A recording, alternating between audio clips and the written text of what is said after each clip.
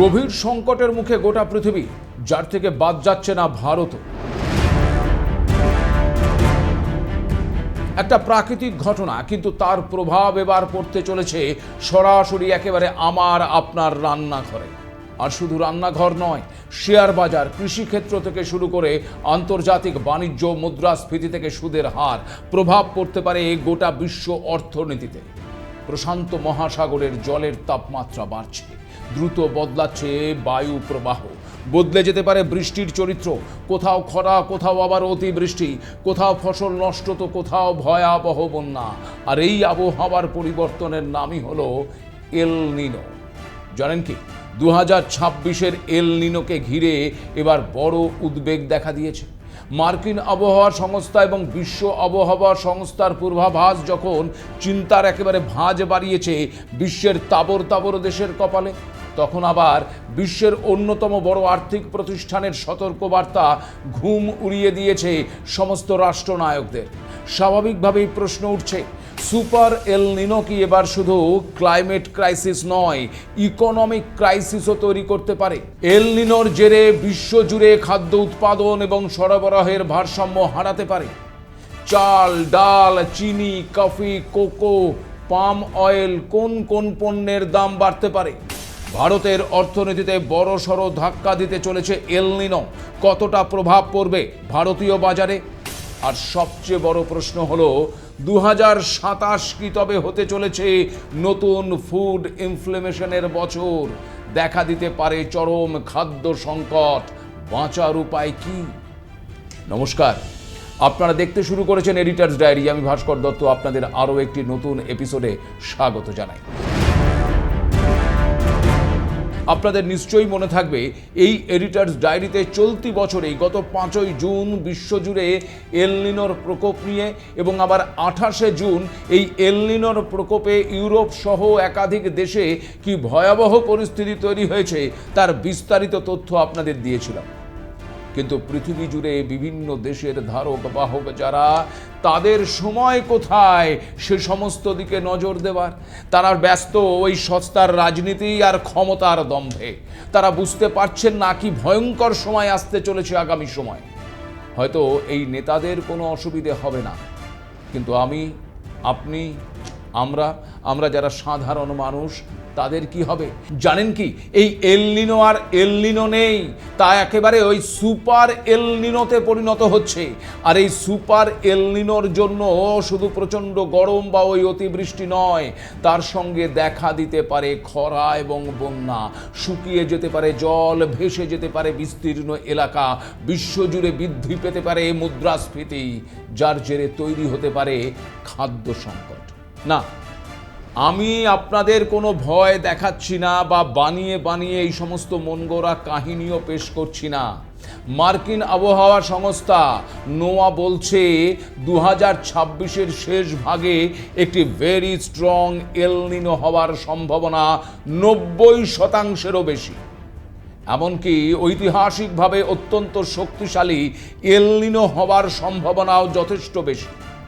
বিশ্ব আবহাওয়া সংস্থা WMO আবার জানাচ্ছে, এল নিনো আরও শক্তিশালী হচ্ছে এবং আগামী মাসগুলোতে এর প্রভাব আরও স্পষ্ট হতে পারে। কিন্তু সবচেয়ে বড় এবং ভয়ঙ্কর সতর্কবার্তাটি এসেছে জেপি মর্গ্যানের কাছ থেকে। আপনাদেরকে জানিয়ে রাখি, এই জেপি মর্গ্যান আসলে মার্কিন যুক্তরাষ্ট্রের বৃহত্তম এবং বিশ্বের অন্যতম শক্তিশালী এবং মূল্যবান বহুজাতিক ব্যাংকিং এবং আর্থিক পরিষেবা প্রদানকারী একটি গুরুত্বপূর্ণ সংস্থা। আর এই সংস্থার তরফে জানানো হয়েছে, সুপার এল নিনো যদি এনার্জি প্রাইসের সঙ্গে মিলে যায়, তাহলে 2027 সালে বিশ্বজুড়ে খাদ্য মুদ্রাস্ফীতির নতুন ঢেউ তৈরি হতে পারে। জেপি মর্গ্যান ঠিক কি বলেছে তা জানার আগে আসুন একটু বোঝার চেষ্টা করি এই এল নিনো কিভাবে সুপার এল নিনোতে পরিণত হচ্ছে। আপনারা জানেন, প্রশান্ত মহাসাগরের নিরক্ষীয় অঞ্চলের পূর্ব এবং মধ্য অংশের সমুদ্রের জল যখন স্বাভাবিকের তুলনায় অস্বাভাবিকভাবে উষ্ণ হয়ে ওঠে, তখন তৈরি হয় এল নিনো। আর এই এল নিনো হঠাৎ একদিনে সুপার এল নিনো হয়ে যায় না। প্রশান্ত মহাসাগরের নিরক্ষীয় অঞ্চলের সমুদ্রের তাপমাত্রা বাড়তে থাকে, সেই উষ্ণ জল বায়ুমণ্ডলের সার্কুলেশন বদলায়, আর সেই পরিবর্তন আবার সমুদ্রকে আরো উষ্ণ হতে সাহায্য করে। 2026 সালে এই প্রক্রিয়াটি দ্রুত শক্তিশালী হচ্ছে। নোয়ার এই 13ই আগস্টের তথ্য অনুযায়ী পূর্ব নিরক্ষীয় প্রশান্ত মহাসাগরের সমুদ্রপৃষ্ঠের তাপমাত্রা অস্বাভাবিক ইতিমধ্যেই +2 ডিগ্রি সেন্টিগ্রেডের বেশি হয়েছে। 2026-এর সেপ্টেম্বর নভেম্বর থেকে নভেম্বর জানুয়ারির সময় বেশি স্ট্রং এল নিনো হওয়ার সম্ভাবনা 90%-এরও বেশি, যার ফলে 2026-এর এল নিনো ঐতিহাসিক মাত্রায় শক্তিশালী সুপার এল নিনোতে পরিণত হতে পারে বলেই কিন্তু মনে করা হচ্ছে। আর এখানেই পরিস্থিতিটা আরও ইন্টারেস্টিং হয়ে উঠছে। WMO বলছে শক্তিশালী এল নিনোর পাশাপাশি পজিটিভ ইন্ডিয়ান ওশেন ডোপল বা IOD তৈরি হওয়ার সম্ভাবনাও রয়েছে। পজিটিভ IODতে পশ্চিম ইন্ডিয়ান ওশেনের অর্থাৎ ভারত মহাসাগর তুলনামূলকভাবে উষ্ণ এবং পূর্ব ভারত মহাসাগর তুলনামূলকভাবে ঠান্ডা হয়। এল নিনোর প্লাস পজিটিভ IOD একসঙ্গে থাকলে ভারত মহাসাগরীয় অঞ্চলে বৃষ্টিপাত, খরা এবং চরম আবহাওয়ার প্রভাব আরও বৃদ্ধি পেতে পারে। অর্থাৎ প্রশান্ত মহাসাগরের এল নিনো এবং ভারত মহাসাগরের পজিটিভ IOD একসঙ্গে দুই মিলে জলবায়ুকে নিয়ন্ত্রণ করবে। এই কম্বিনেশনটাই ভারতের জন্য বিশেষভাবে নজরদারির বিষয়। সুপার এল নিনোর ফলে বদলে যাবে বৃষ্টিপাতের ধরন, তৈরি হতে পারে খরা, বন্যা পরিস্থিতি, ধাক্কা খাবে কৃষি উৎপাদন, কমে যাবে পণ্য সরবরাহ, বাড়বে খাদ্যদ্রব্যের দাম, বাড়বে মুদ্রাস্ফীতি। আর সেই কারণেই জেপি মর্গানের মতন আর্থিক প্রতিষ্ঠান এল নিনোকে এখন শুধু আর ওই ক্লাইমেট স্টোরি হিসেবে দেখছে না, এটিকে গ্লোবাল ইনফ্লেমেশন এবং ইকোনমিক রিস্ক হিসেবেও দেখছে তারা। 2026-এর 24শে জুলাই একটি বিশ্লেষণে এই জেপি মর্গান বলেছিল বছরের শেষে বর্তমান এল নিনো পরিস্থিতি ভেরি স্ট্রং এবং সুপার এল নিনোতে পরিণত হবার সম্ভাবনা 81%, আর পরের বছরও এই পরিস্থিতি টিকে থাকার সম্ভাবনাও 97%। অর্থাৎ তাদের হিসেব অনুযায়ী এটি কয়েক সপ্তাহের ঘটনা কিন্তু নাও হতে পারে। এর অর্থনৈতিক প্রভাব 2027 পর্যন্ত গড়াতে পারে। এবার আশঙ্কার আসল সংখ্যাটা শুনুন। জেপি মর্গানের হিসেব অনুযায়ী সুপার এল নিনো একাই গ্লোবাল ফুড ইনফ্লেমেশনের প্রায় 0.7 পয়েন্ট বাড়াতে পারে। কিন্তু এই বিপদ আরও বাড়বে যদি এর সঙ্গে আবার ওই এনার্জি প্রাইস স্টক যুক্ত হয়ে যায়। কারণ কৃষির সঙ্গে শুধু বৃষ্টি বা তাপমাত্রার সম্পর্ক নেই, কৃষির সঙ্গে যুক্ত রয়েছে ডিজেল, সার, পরিবহন, প্যাকেজিং, সেচ, কোল্ড স্টোরেজ, প্রসেসিং, এই সব কিছু। অর্থাৎ একদিকে যদি খরা বা অতিবৃষ্টিতে ফসল কমে যায়, অন্যদিকে যদি তেলের দাম অনেক বেশি থাকে, তাহলে উৎপাদন খরচ কিন্তু বাড়বে। জেপি মর্গান বলছে এই দুই ধাক্কা একসঙ্গে এলে গ্লোবাল ফুড ইনফ্লেমেশনের অতিরিক্ত চাপ 1.3 থেকে 1.5% পয়েন্টে পৌঁছতে পারে। আর তাদের এই অ্যাডভার্স সিনারিও অনুযায়ী 2027 সালের প্রথমার্ধে খাদ্য মুদ্রাস্ফীতির বার্ষিক হার প্রায় 5% হতে পারে। বিশ্বব্যাপী সামগ্রিক মুদ্রাস্ফীতিতে যোগ হতে পারে প্রায় 0.6% পয়েন্ট। অর্থাৎ এল নিনো এখন আর শুধু আবহাওয়ার সমস্যা নয়, এটি একেবারে কেন্দ্রীয় ব্যাংকের কাছেও সমস্যা। কারণ ইনফ্লেমেশন যদি আবার বাড়ে, তাহলে ইন্টারেস্ট রেট কমানোর পরিকল্পনাও কিন্তু পিছিয়ে যেতে পারে। এবং সেখানেই এল নিনো একেবারে ঢুকে পড়ছে বিশ্ব অর্থনীতির বাজারে। জানেন কি এই ঝুঁকি কাদের সবচেয়ে বেশি? জেপি মর্গানের হিসেব অনুযায়ী ভারত, ইন্দোনেশিয়া, ব্রাজিল এবং কলম্বিয়ার মতন বাজারগুলো এই এল নিনোর প্রভাবে বেশি ঝুঁকিপূর্ণ হিসেবেই চিহ্নিত হয়েছে।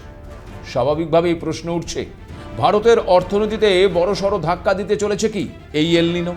কতটা প্রভাব পড়বে ভারতীয় বাজারে? চাল, ডাল, চিনি সহ কোন কোন পণ্যের দাম বাড়তে পারে?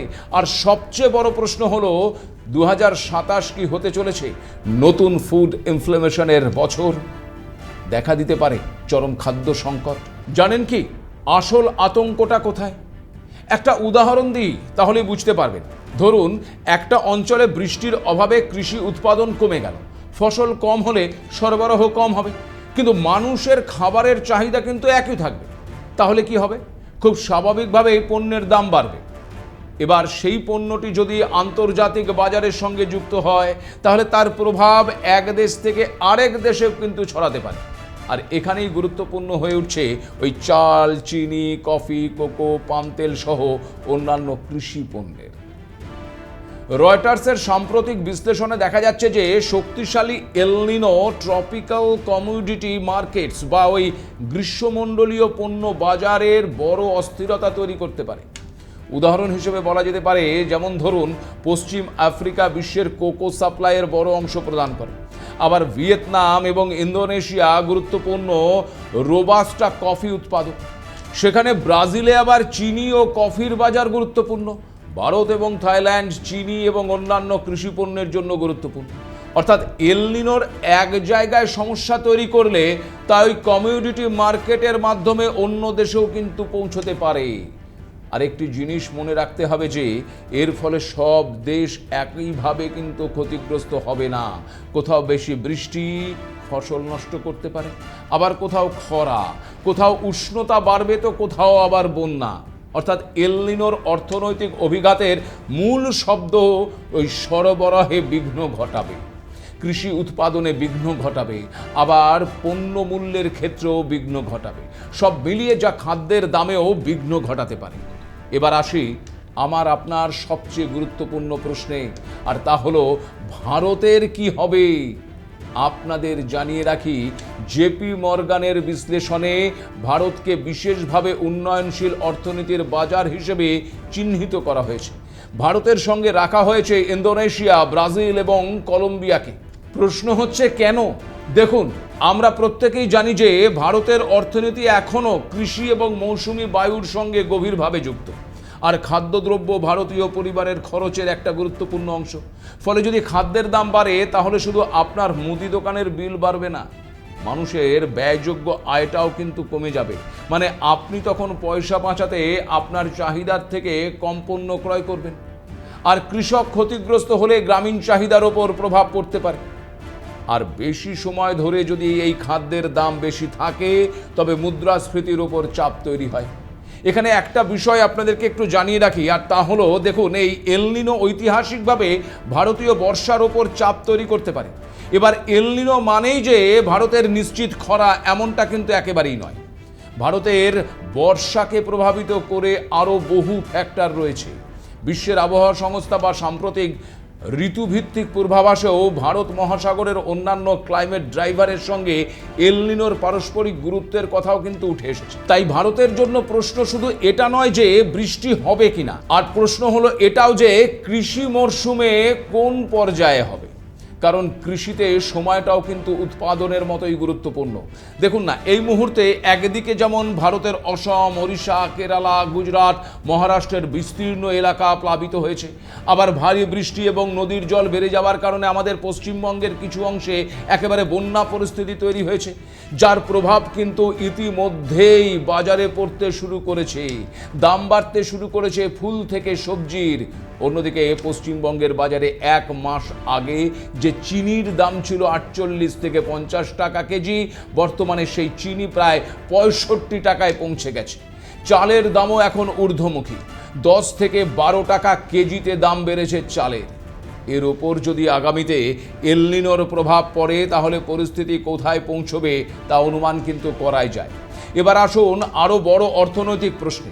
দেখুন, 2027 সালে বিশ্ব অর্থনীতিতে ইনফ্লেশন কমার কথা ছিল, কিন্তু সুপার এল নিনোর কারণে যদি খাদ্যপণ্যের মুদ্রাস্ফীতি আরও বাড়তে শুরু করে, তাহলে কেন্দ্রীয় ব্যাংক কি করবে? সুদের হার কি কমাবে, নাকি মুদ্রাস্ফীতির নিয়ন্ত্রণে রাখতে সতর্ক থাকবে? এই অনিশ্চয়তাই কিন্তু সবচেয়ে বড় সমস্যা। কারণ খাদ্যপণ্যের মুদ্রাস্ফীতি যদি সাময়িক হয়, তাহলে কেন্দ্রীয় ব্যাংক হয়তো অপেক্ষা করতে পারে, কিন্তু যদি ফুড প্রাইসের সঙ্গে এনার্জি প্রাইস, ট্রান্সপোর্ট কস্ট এবং সাপ্লাই চেইন কস্ট যুক্ত হয়ে যায়, তবে মুদ্রাস্ফীতি আরও দীর্ঘস্থায়ী কিন্তু হতে পারে। তখন কিন্তু মুদ্রানীতি আরও কঠিন হতে পারে। জেপি মর্গানের হিসেবেও 2027 সালের মুদ্রাস্ফীতি হ্রাসের গতি ধীর হওয়ার সম্ভাবনার কথাই বলা হয়েছে। আর এখানেই সুপার এলনিনোকে শুধু একটি আবহাওয়ার কাহিনী না বানিয়ে সেটাকে অর্থনীতির কাহিনী বানিয়ে দেওয়া হচ্ছে। সেখানে সবচেয়ে আতঙ্কের প্রশ্ন, তবে কি পৃথিবী খাদ্য সংকটের মুখোমুখি হতে চলেছে? এক্ষেত্রে জেপি মর্গান নিজেই বলেছেন যে বর্তমান পরিস্থিতি অতীতের কিছু বড় এলনিনো এপিসোডের তুলনায় কিছু দিক থেকে তুলনামূলকভাবে ভালো, কারণ বিশ্বের শস্য মজুদ এখন যথেষ্ট। এশিয়ায় চালের মজুদও তুলনামূলকভাবে ভালো। খাদ্যদ্রব্যে মুদ্রাস্ফীতিও বর্তমানে তুলনামূলকভাবে কম। অর্থাৎ সুপার এলনিনো মানেই আগামীকাল থেকেই যে খাদ্যের দাম দ্বিগুণ হয়ে যাবে এমন কথা কিন্তু জেপি মর্গান বলেনি। এক্ষেত্রে সতর্কবার্তাটি হলো, যদি শক্তিশালী এলনিনো কৃষি উৎপাদনে ব্যাঘাত ঘটায়, সরবরাহে সমস্যা তৈরি করে, তাহলে 2027 সালে মুদ্রাস্ফীতির ওপর নতুন চাপ তৈরি হতে পারে। আর এই ঝুঁকিটা ভারতের মতন উদীয়মান বাজারের ক্ষেত্রে সবচেয়ে বেশি। তাই সতর্ক থাকাটা জরুরি। প্রকৃতি কখনোই সরাসরি অর্থনীতির ভাষায় কথা বলে না, কিন্তু তার প্রতিটি পরিবর্তনের অর্থনৈতিক মূল্য রয়েছে। প্রশান্ত মহাসাগরের কয়েক ডিগ্রি উষ্ণতা যদি সব কিছু বদলে দেয়, তবে সেই প্রভাব এসে পৌঁছতে পারে আমার আপনার বাজারের ব্যাগে, আপনার পরিবারের মাসিক বাজেটে এবং শেষ পর্যন্ত দেশের মুদ্রাস্ফীতির হারে। সমুদ্রের উত্তাপ হয়তো হাজার হাজার মাইল দূরে রয়েছে, কিন্তু তার অভিঘাত পৌঁছতে পারে একেবারে আপনার ঘরে। এখান থেকেই দেশকে যেমন সতর্ক থাকার প্রয়োজন রয়েছে, কৃষককেও ফসল উৎপাদনে সতর্ক থাকতে হবে, তেমন আবার সতর্ক থাকতে হবে আমাকে আপনাকেও। অর্থনীতিবিদদের একাংশ মনে করছেন আগামীতে যদি সত্যি অর্থনৈতিক চাপ তৈরি হয়, তবে তার ব্যবস্থা এখন থেকেই কিন্তু নিতে হবে। আর এক্ষেত্রে সাশ্রয়ে নজর দেওয়াটাই বুদ্ধিমানের কাজ। আজ এ পর্যন্তই। নমস্কার।